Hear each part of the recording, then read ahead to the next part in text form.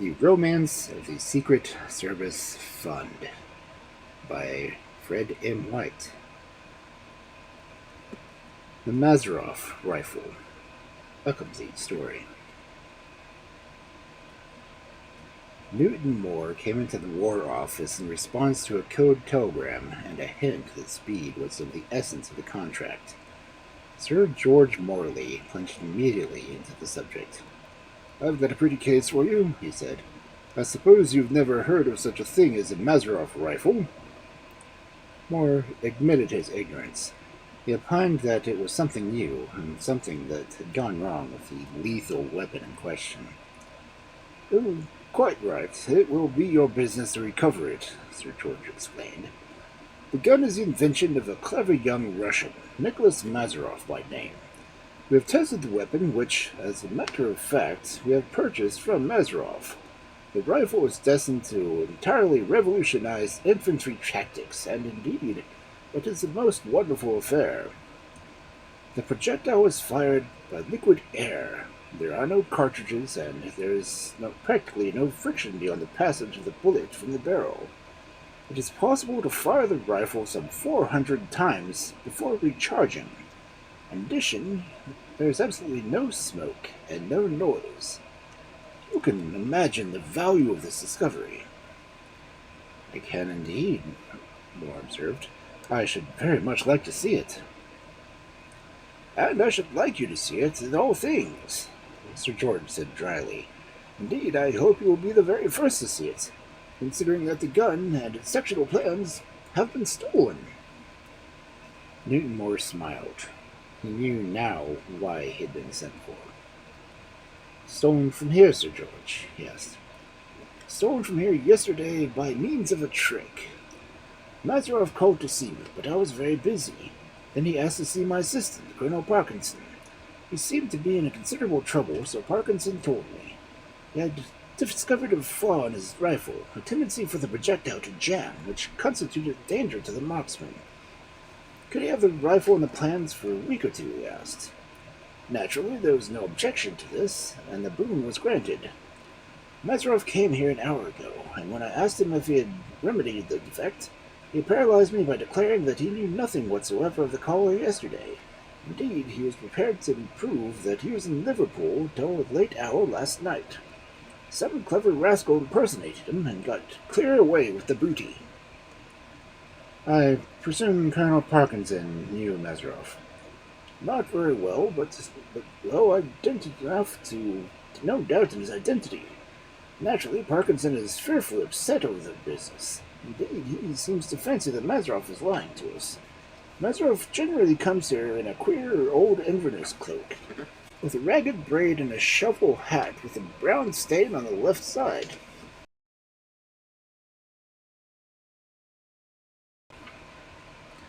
"Parkinson swears that he noticed both of these things yesterday." "I should like to see Mazaroff," Moore replied. Sir George touched a bell, and from an inner room a young man with a high, broad forehead and dark, restless eyes emerged. He was badly dressed and, sooth to say, not over clean. Newton Moore's half-shy glance took him from the head to the foot in the swiftness of a snapshot. "This is the Russian gentleman I spoke of," said Sir George. "Mr. Newton Moore." "Russian only in name," said Mazaroff swiftly. "I am English, and if you help me get my gun back, I shall never be sufficiently grateful." "I'm going to give it a good try," I replied. "Meanwhile, I shall require your undivided attention for some little time. I should like to walk with you as far as your lodgings and have a chat with you there." Moore had made up his mind as to this man. He felt perfectly convinced that he was speaking the truth. He piloted Mazaroff into the street, and then took his arm. "I'm going to get you to conduct me to your rooms," he said, "and I'm going to ask you a prodigious lot of questions. First and most important, does anyone know, to your knowledge, of the rifle?" "Not a soul. I had a friend, partner, 2 years ago. He saw the thing nearly completed, but he's dead." "Your partner might have mentioned the matter to someone else?" "He might. Poor Franz was a convivial creature. He did not possess a real secret." No, but he might have hinted to somebody that you were on the edge of a gigantic discovery. But somebody might have kept his eye on you. He might have seen you coming from and going to the War Office. Mazaroff nodded gravely. All these things were on the knees of the gods. At any rate, someone must have known, and somebody must have impersonated you, Moore proceeded. You haven't a notion who it is, and so I will not bother you to question you further. I have a look of a cool and clever scoundrel, and one moreover, who is a consummate actor. Good enough, Mazaroff said dryly. Seeing that fellow actually had the impudence to pass himself off as my landlady as myself, and borrow my hat in Inverness, the ones that I'm wearing now, and cool enough to return them. All of this Mazaroff's landlady consequently confirmed. She had known, of course, that her lodger had gone to Liverpool on business, and she had been surprised to see him return. The alter ego had muttered something suddenly recalled, had been taken off a frock coat and a tall hat matched with those Mazaroff used to travel in, and he had gone out immediately with the older and more familiar garments. You had no suspicion? Moore asked. The landlady was fat, but by no means scant of breath. It was a misfortune of her lady, who had fallen from high status socially, that she was compelled to inhabit a house of considerable gloom. Furthermore, her eyes were not the limpid orbs into which many lovers have once looked into languishingly. Was a body to blame when slippery rascals were about? Nobody's blaming a body, Moore smiled. I don't think we need to trouble you any more, Mrs. Jarrett. Mrs. Jarrett departed with an avowed resolution to have the law of somebody or other over this business, and a blissful silence followed. Mazaroff had stripped off his hat and coat. You must have been carefully watched yesterday, Morris observed. I suppose that this hat and cloak are double borrowed. Mazaroff nodded, and Moore proceeded to examine the cloak. It was just possible that the thief might have left some clue, however small. Moore turned out the pockets. I'm certain you'll find nothing there, said Mazaroff. There's a hole in both pockets, and I'm careful to carry nothing in them. Nothing small, I suppose you mean, Moore replied as brought to light some dingy-looking papers folded like a brief. He threw the bundle on the table, and Mazaroff proceeded to examine it languidly. A puzzled look came across his face. These are not mine, he declared. I never saw them before. These were some score and more sheets fastened together with a brass stud. The sheets were typed, and letterpress was in the form of a dialogue. In fact, the whole formed a play part from some comedy or drama. This is a most important discovery, Moore observed. Our friend must have been studying this on his way along and forgot it finally. We know now that we have a suspect all along. The man that impersonated you was by profession an actor, and that is something gained. Mazaroff caught a little of his companion's excitement. You can go further, he cried. You can find who this belongs to. Precisely what I'm going to do, said Moore. It is a fair inference that our man is playing in a new comedy and is taking the part of somebody else at short notice, or he could not have been learning this up in the cab. I have a friend who is an introverted theater-goer, a man who is peculiarly interested in a number of playhouses, and I am in the hopes that he may be able to locate this part for me. I'll see him at once. Moore drove away without further delay to Ebery Street, where dwelt the Honorable Jimmy Manningtree, an old young man with a strong taste for the drama, and a good notion of getting value for the money he was fond of investing therein. He was an apple-faced individual with a keen eye and a marvelous memory for everything connected with the stage. "I bet you fit this dialogue to play like a shot," he said when Moore had explained the errand. "Have some breakfast." Moore declined. Until he had identified the man, food was a physical impossibility. Hungry as he was, he felt that the first mouthful would choke him. He took up a cigarette and lay back in a chair whilst Manningtree pondered over the typewritten sheets before him. "Told you I'd name the lady," he cried presently. I don't suppose the identity of the character or the person's name would be able to give you any yourself for the play. Anyone following the play carefully. But what is the name of the play? Moore asked impatiently. It's called Noughts and Crosses, one of the more popular comedies that has ever run at the Thespian. If you weren't so buried in your stories and your medicine mysteries at the War Office, you might have seen them all about it in last Monday's papers. Go and see the show. I'll give you a box. Then the play was produced for more time on Sunday nights. Moore was painting, eager to take the sunshine. Also, from what you say, the Thespian is one of the theaters you're interested in. Manningtree executed a wink of amazing slyness. The Honorable Jimmy was no means a comedian himself. I believe you, my boy, he said. I've got 10,000 locked up in there, and I shall get it back 3 times over after the Noughts and Crosses. If you would like to have a box tonight, you can. You're very kind, Moore replied. He laid his hands across his knees to steady them. And, as much always once more, I will be greatly obliged if you give me the run of the theater. In other words, can I come behind? Well, I don't encourage that kind of thing as a rule, Manningtree replied. But as I know you have some strong reason for your request, I will make an exception in your favor. I don't run my shows for marbles, dear boy. I shall be at the Thespian at 10, and then, if you send round your card, the thing is done. Only, I should like to know what you are driving at. Moore smiled quietly. I dare say you would, he said. Later on, perhaps. For the present, my lips are sealed. No breakfast, thanks. I couldn't swallow a mouthful. Only, don't fail me tonight, says your beloved country. The brilliant audience filled the Thespian. The stalls were one flash of color and glitter and gems. The comedy was lively and sparkling. There was a strong story which the jewels were threaded. From the corner of his box, Moore followed the progress of the play. The first act was nearing its close. There were 2 characters in the cast unaccounted for, and one of these must be necessity the man that Moore was after. The crux of the act was approaching. A thin, dark man stood on stage. In style and carriage, he had a marked resemblance of Mazaroff. He came to the center of the stage and laid a hand on the shoulder of one of the high comedy men there. And where do I come in? He asked gently. It was a quotation. The first line of the play part spread out on the ledge of the box before Moore. He gave a gasp. He saw a chance to take, and he was determined to take it. As the curtain fell, the second act, he went round with his card.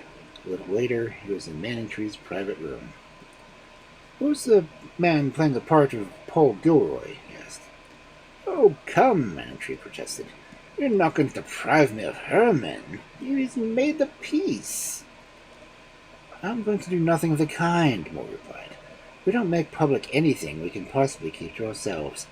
Only Herman has some information I require, and there's going to be one way of getting it. Tell me about what you know of the man. Oh, in the first place, he's a German with an American mother. He seems to have been in everything, from a police spy up to a university fellow.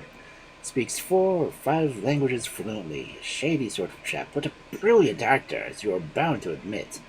Where did you see him in the last act? He has what you call the fat, I presume. He is on the stage the whole time. 25 minutes of the play acts, and take my advice, you don't want to miss a word of it. I'm afraid I shall miss it all, Moore replied in a drooping voice. I'm afraid that I will be compelled to wander into Mr. Herman's dressing room by mistake, in an absent-minded kind of way that I may also go through his pockets. Don't protest, there's a good fellow. You know me sufficiently well to be certain that I'm acting in high interests. But say nothing, but merely let me know which is my man's dressing room. You're a rum chap, Manningtree grumbled. But you always manage to get your own way.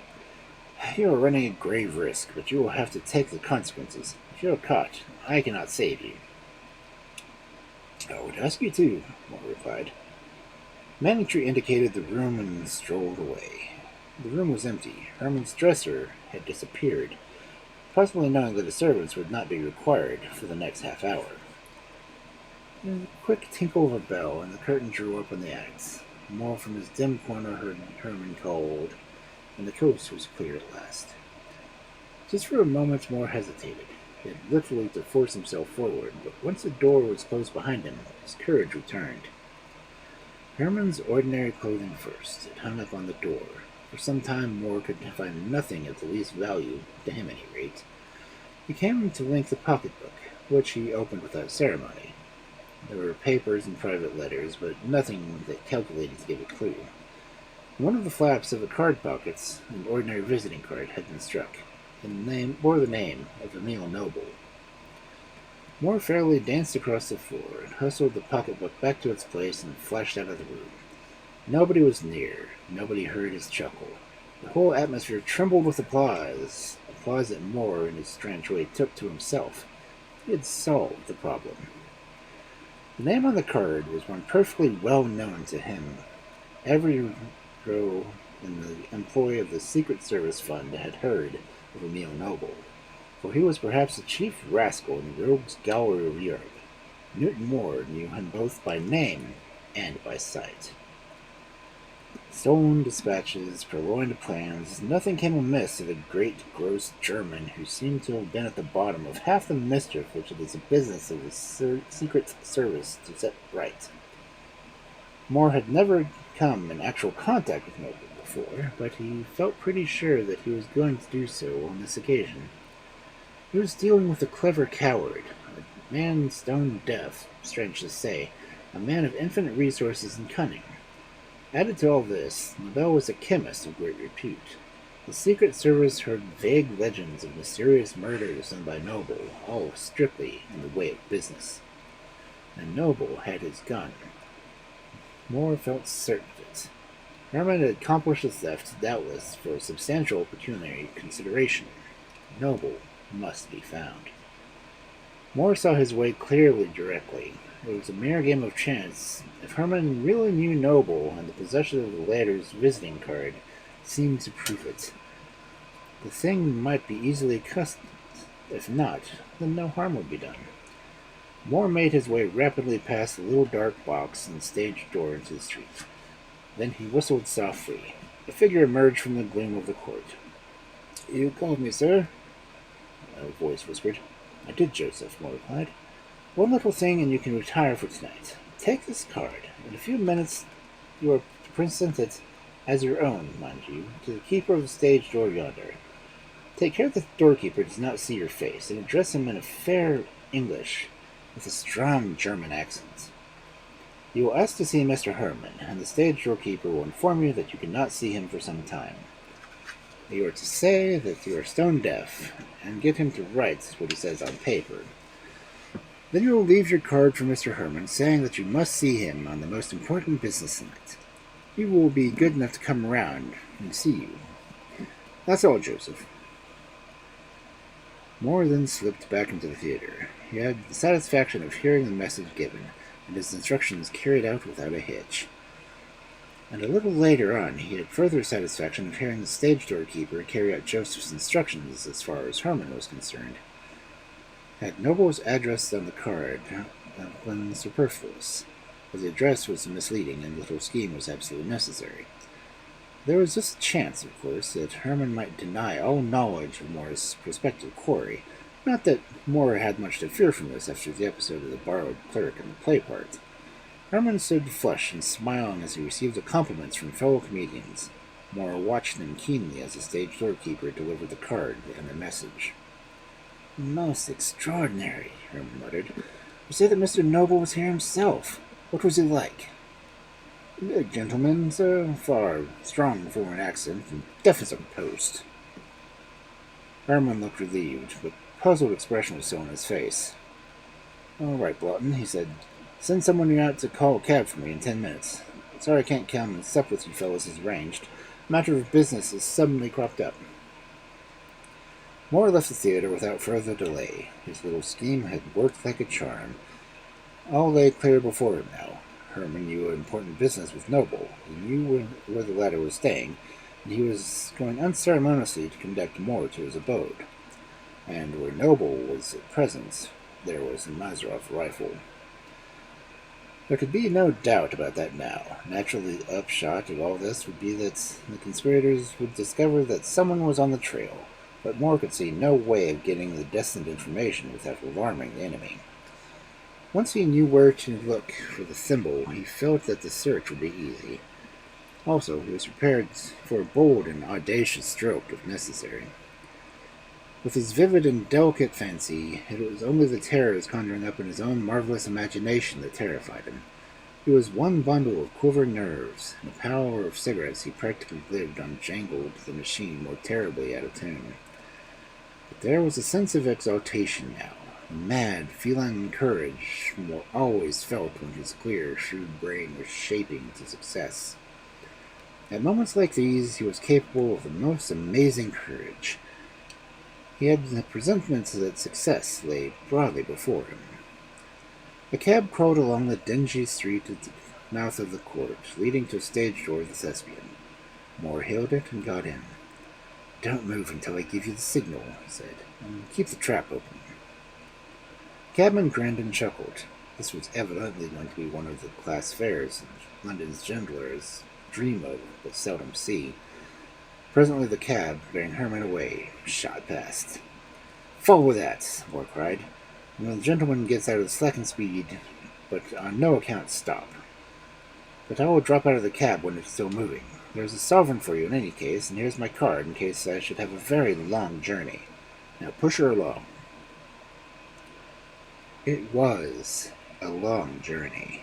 Neither cab boasted horseflesh of high caliber, but after a time the pursuit dawdled down to a funeral procession.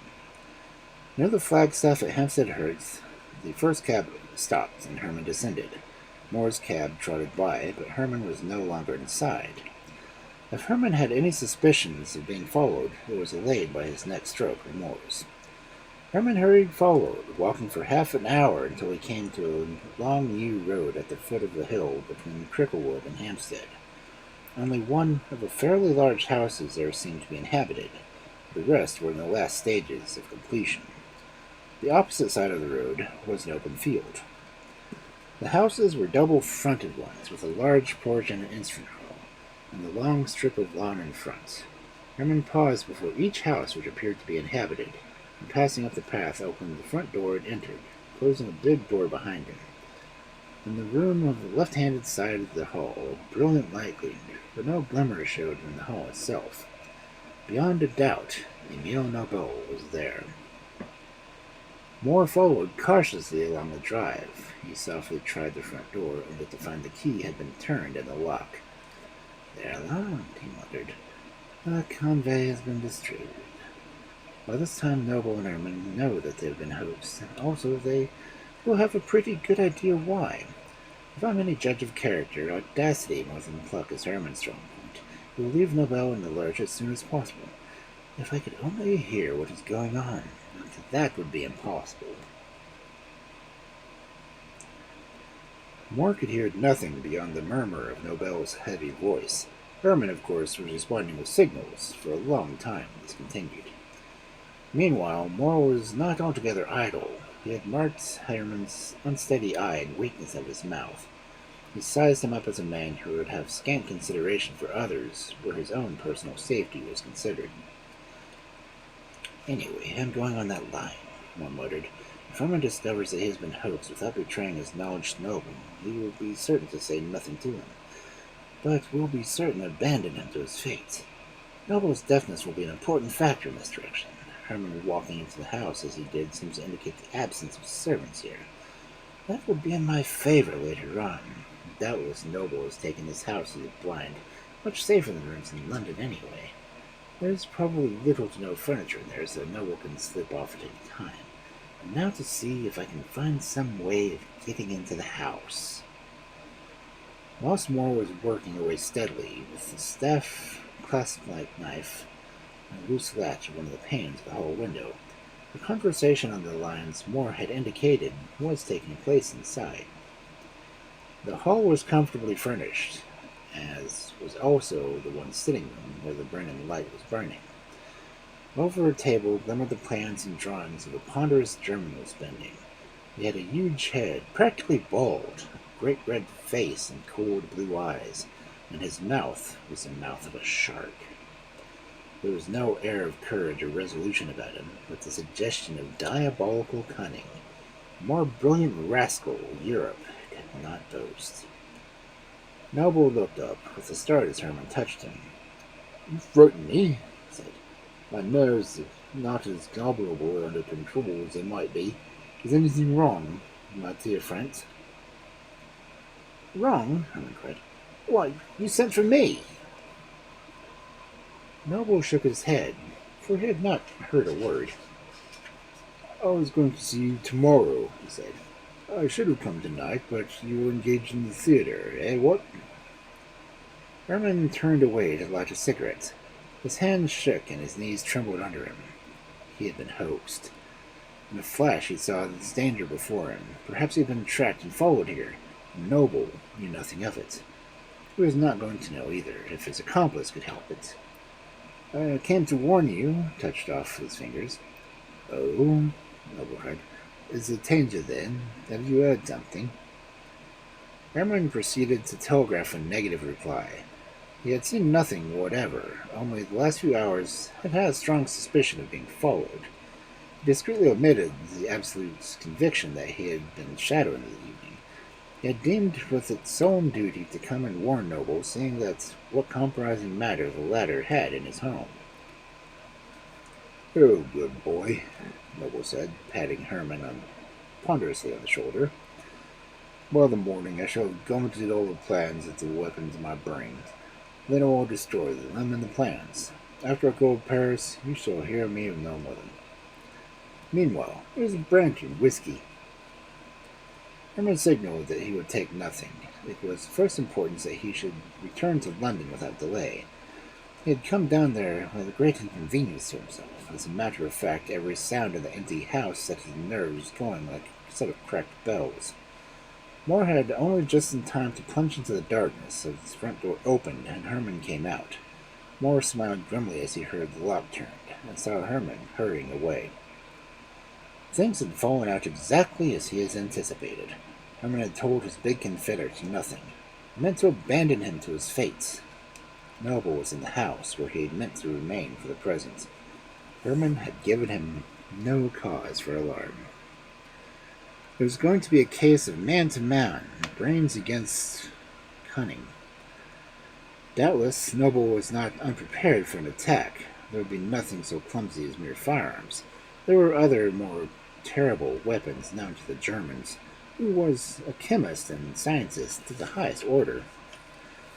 But the thing had to be done, and Moore meant to do it. There was no need for silence. He worked away at the window latch, which presently flew back with a click, and the sash was opened.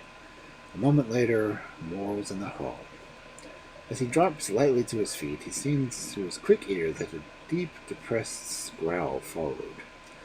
There was darkness in the hall, and just one shaft of light crossing it to the room beyond, where Moore could distinctly see Nobel leaning over the table.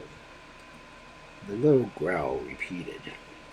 As Moore peered into the darkness, he saw two round spots of flaming, angry orange, two balls of flame close together near the floor. He gave a startled cry that rang in the house, then paused, half fearful of disturbing Noble. But the latter never moved. He would never hear until the last trumpet sounded. The flaming circle swept nearer to Moore. He did not dare turn and fly. He saw the gleaming eyes describe an arc, and then the movement on his back on the floor, the bulldog uppermost.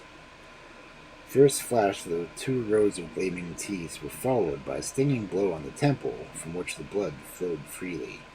Then the dog's grip met in the thick, fleshy part of his shoulder.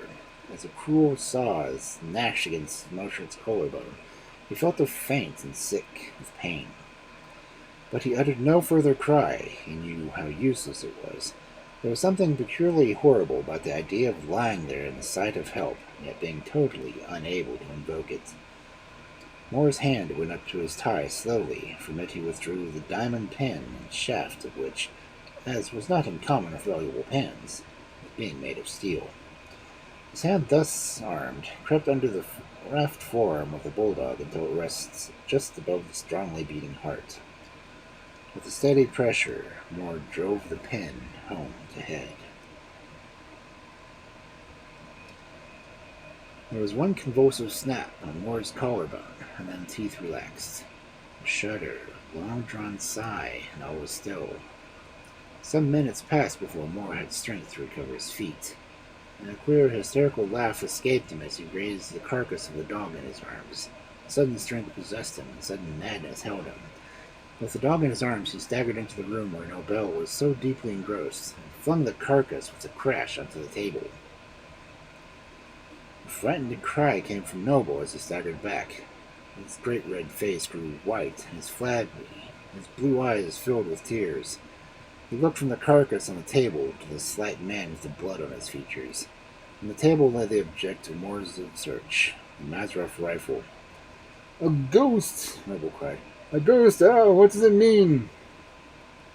Moore pointed to the rifle, and the drawings on the table. "Those," he signaled upon his fingers. "I do not understand," he muttered. "Not now," Moore replied.